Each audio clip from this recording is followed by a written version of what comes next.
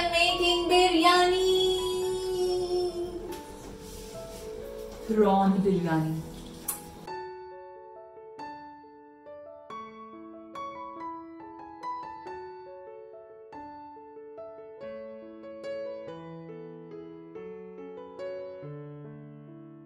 So I'm going to begin. Not wasting any time, I am adding about 3 big cups of rice. So I am going to be adding the khada masala to the rice. It's just about to boil. This is the tejpan, the bay leaf, the nutmeg, that's javitri, which is a very important ingredient in any biryani. This is star anise, this is the cinnamon, this is the cardamom, and a little bit of black pepper. Also, I'm going to grate the nutmeg at the end, but not now. This is going in the rice. Also, the way I do it is I put all my khada masala into this to watch.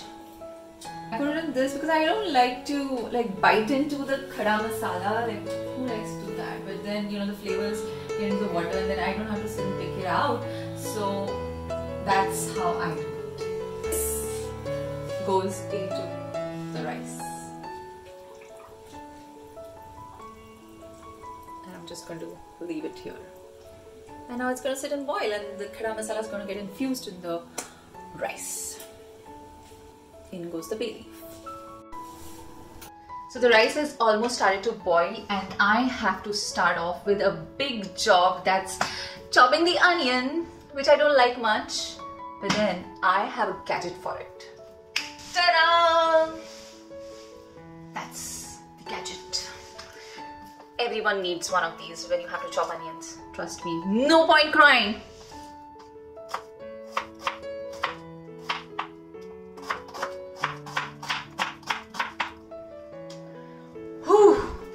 I'm finally done. These are all sliced, as you can see. And no tears!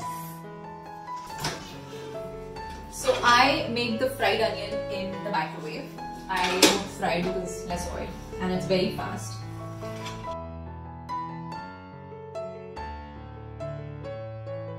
For it to be nice and crisp and burnt and smoky, it'll take about 10 minutes easily.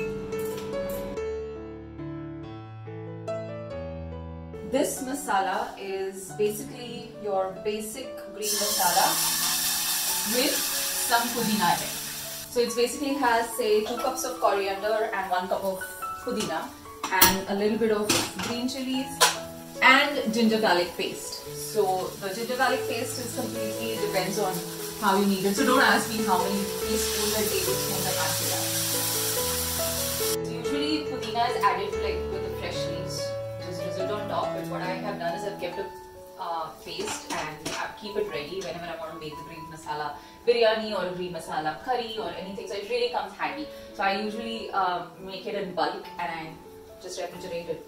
So if you're going to make this particular biryani, see to it that you also make this masala double and store it. Now to the masala, I'm going to be adding my prawns. These are about 300 grams. And I have marinated it in haldi and salt, that is turmeric and salt. Haldi is extremely important for any kind of meats to marinate because it's an antiseptic. So always use haldi. At this point in the masala, I'm going to just quickly add the tomatoes. This is about 2 medium-sized tomatoes. And I'm not going to cook the prawns through. They're just going to be cooked 50% because when we layer the biryani, then it's going to get nice dum and it's going to stay there. Then it's going to get cooked. So the same thing I've done to the rice. The rice is just about 60% cooked. That's it. Not cooked it completely. So I think I should check on the onion now because I think it is, oh my god, it's done. It's perfect. Like, this is what I'm looking for. The golden brown, crispy. Can you hear that? That's how I want it. Isn't that perfect? Fried onions. Lovely. Now for the tanginess, I'm going to add kokum juice. That is called kokum agar in Marathi. So I'm going to add this. This is like a extremely tangy and thick extract of kokum. It gives a beautiful flavor.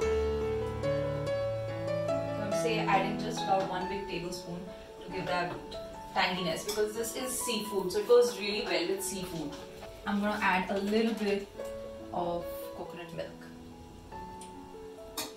Not too much, because we don't want this to be like a gravy. It's all going to get soaked into the rice. Otherwise, if you make it too liquidy, your rice is going to get mushy, and that's not nice for a biryani. To this, I'm going to add homemade garam masala, about 1 big spoon. You can add, your basic garam masala, your biryani masala, and to be very honest, it's optional. It's not like a must. A little more garam masala doesn't matter. Now is the fun part. The prawn masala is ready, the rice is ready, and we are going to start layering up the biryani. This process I completely enjoy. As you can see, this is the biggest vessel I have in the house. I don't have big vessels here. So I'm going to just layer them. Rice first.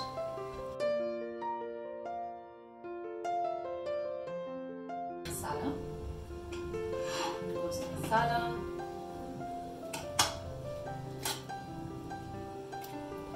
So I would say we'll make about 3 to 4 layers, maybe 3 layers.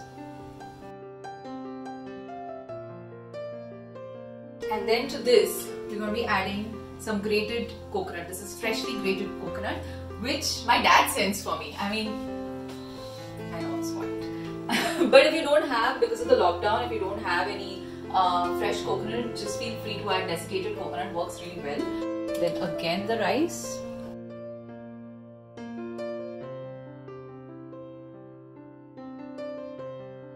Masala.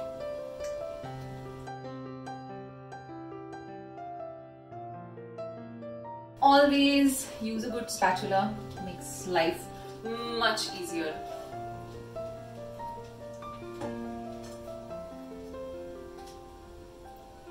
So whenever I'm traveling, like whenever I'm traveling abroad or anywhere around India, I have this habit of shopping for kitchen equipments. It could be spatulas, it could be some gadgets, it could be utensils, and then I have this collection of knives. I have, let me probably show them, it's a bit of a mess.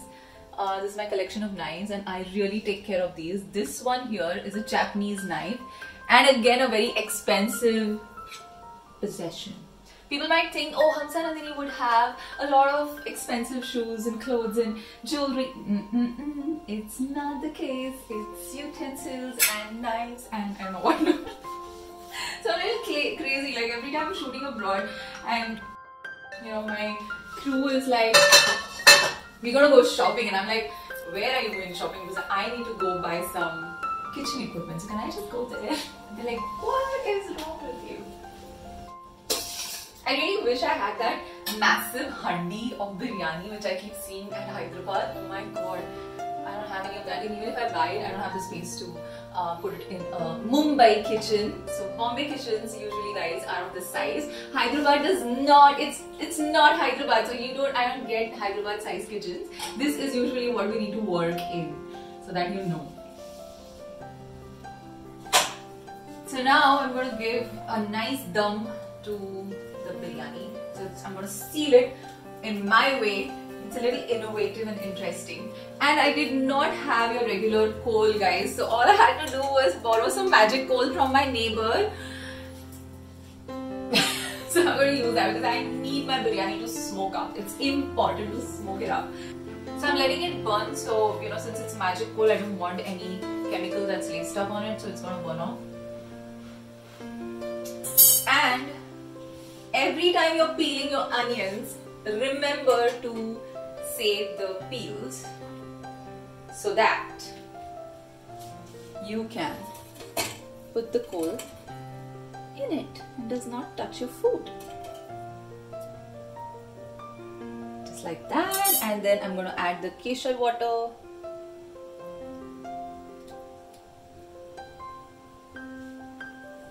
And some fried onions.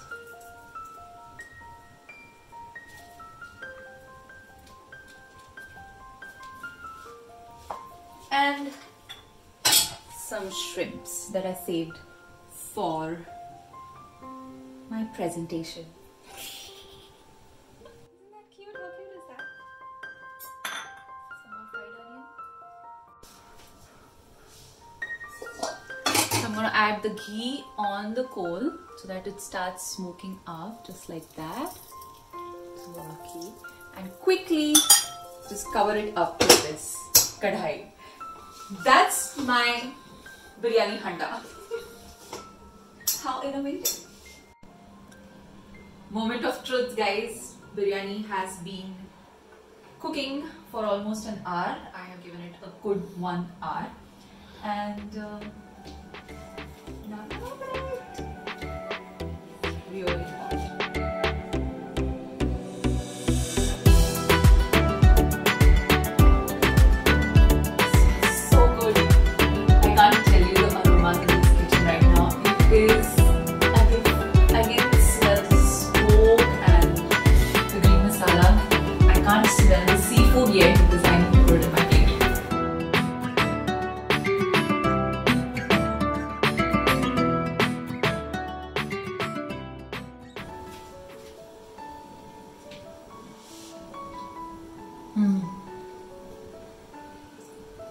Eating with your own hands, no spoon, with all your 5 senses is important. It is so delicious, guys. It's turned out really, really yummy. And this recipe is a little complicated. Well, every biryani is complicated. It needs a lot of ingredients, a lot of time, patience, everything. But the end result is always amazing. And also, I want to say one more thing. I know that most of you are not going to get any seafood right now. It's going to be difficult during the lockdown period. I had it stored. I usually store some seafood and I had it, so I was lucky. But if you don't get any seafood, you can use dry shrimps. So dry shrimps are easy to store and they are available in shops. So you can just pick up a packet of dry shrimps, steam them in hot water, and then put it exactly the way I use the shrimps. Also, let me know if you liked my version of this amazing green prawn biryani in the comments. Don't forget. And also let me know how you make your prawn biryani. I might try that out. But definitely try this one out. This is amazing, guys. It's yum.